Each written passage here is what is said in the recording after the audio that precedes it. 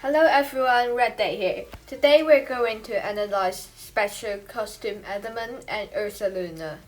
Before we start, remember to like and subscribe because that helps a ton. Thank you.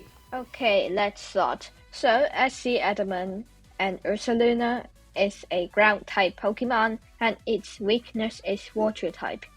It has a strike roll and an EX roll of support.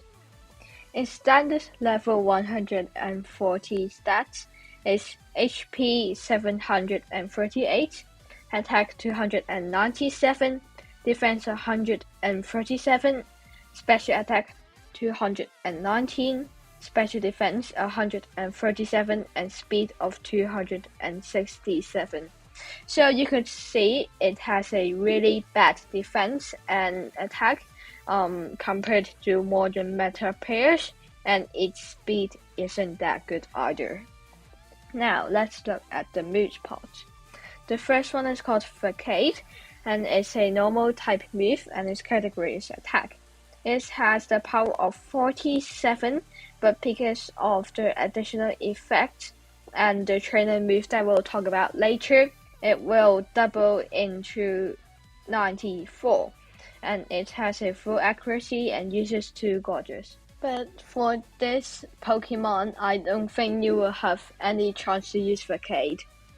The next one is Potion, and I think you know what this is. It is quite a good move for support pairs, but for strike pairs, it isn't that decent because it takes up a slot of their only 4 moves, which could be another trainer or attack move periodically. Our third one is called Hazy Headlong Rush. It has the ground type and its category is attack. It has a power of 200 and a full accuracy. It uses 2 move Gorgeous and it targets an opponent.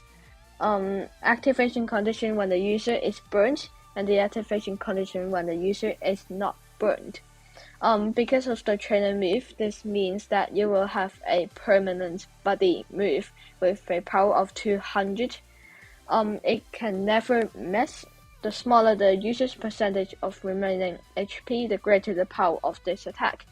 Because the trainer move will make this Pokemon burnt, so this move can actually deal a very huge number of damage. Our last one is called Times Are Changing. It only has 1 max use, but it raises the user's attack by 6 stat ranks, so it maxes the attack, and it raises the user's critical hit rate by 3 stat ranks, which also maxes out the critical hit rate. So by this trainer moves, it can basically max out everything for max damage you need. But it also leaves the user burnt. Loses 1 out of 16 HP every time it attacks, which means that it can only be used in shorter battles but not in longer ones like the legendary gauntlets. Its sync move is pretty normal, called Moonlit with Ground Impact. It's also ground type and its category is attack. It has a power of 250 and it targets an opponent. No additional effects. Okay. Now comes the passive skills. Powers up the user's moves when it is affected by a stated condition, and also reduction of the user's attack due to being burnt. So it can ignore the reduction of attack, but it also means that the Pokemon will still take damage from burning. The next one is called Outrun Free. Quickly charges the move Gauge when the user is affected by a status condition. And status condition sync moves up 9. Powers up the user's sync moves when it is affected by a status condition. Well, actually, this is a good passive, although we don't know what the multiplier will be. It still ensures that it will have a pretty big multiplier for sync moves and attack moves when it is affected by the burning. But it also means that when the Pokemon like the Ursaluna is not burnt, this Pokemon will not be good anymore. So it is heavily relied is heavily relying on the burning condition. Now we have our 2 recommended lucky skill. The first one is critical strike 2, and the second one is lesson burn 9. Also, if you want to deal larger number of damage, you can use critical strike 2 because of the 50% multiplier.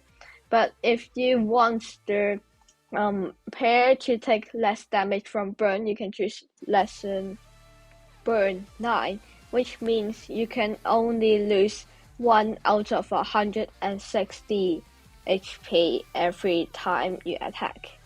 So now, the best part, Sync Grid.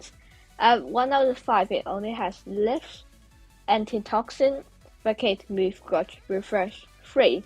So I think Lift and Antitoxin is too focused on like poisoning and paralyzing. So it isn't that good. And also, when you look at the pair's moves, it is heavily relying on status conditions, so these ones are not that good. And at 2 out of 5, it has lesson burn 9 as well. So if you are gonna choose it at the sync grid, you can choose critical strike 2 as your lucky skill. It also has Speed, Headlong Rush, Move, Guard, Refresh 3, Pinch, Burnt, Hit, HP Recovery 9, which means you can recover your HP every time you get burnt, which is pretty good. Vacate, Defense, Crush 9, Endurance, Initial Pinch, Physical Boost 3, Potion Master Healer 1, and Potion MP Refresh 2. It also has Vacate, Flubber, Gas 4, Trainer Move, and Refresh 3. Refresh 2. And at 3 out of 5, it gets all of the sync move multiplier. It's got 2 sync moves power plus 25, and the Haymaker. Because your trainer move will get you plus 6 attack. So the Haymaker will become a big multiplier to your sync move. And when it sync up 9, this is also a really big multiplier to your sync move, because when you're burnt, your sync move will have a multiplier. We don't know how much it is yet, but it will not be bad. The Gritty 3, Danger Damage God, which means it will has a Damage God effect when its HP is on 50%. Pinch Push 3, Burnt Hits MG up to 9, and Burnt Hits Physical Boost up 9, which ensures a Physical Boost 1 next effect when it is burned. Like every attack you will get 1. For our recommended sync grids is as always the sync nuke grid, which means you will get as much sync moves multiplier as you can get. So there are 2 sync moves power plus 25, and as usual we have our Haymaker, one sync up, and Gritty 3 for our sync nuke multipliers, and also we have the HP recovery when burned. So it means that you will not take any damage theoretically when you're burned. Now, let's conclude this pair.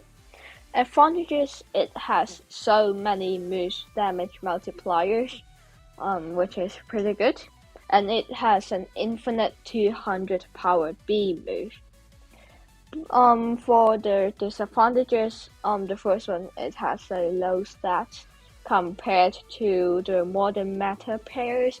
It only has a 300 attack, but for now, the modern pairs have roughly 400.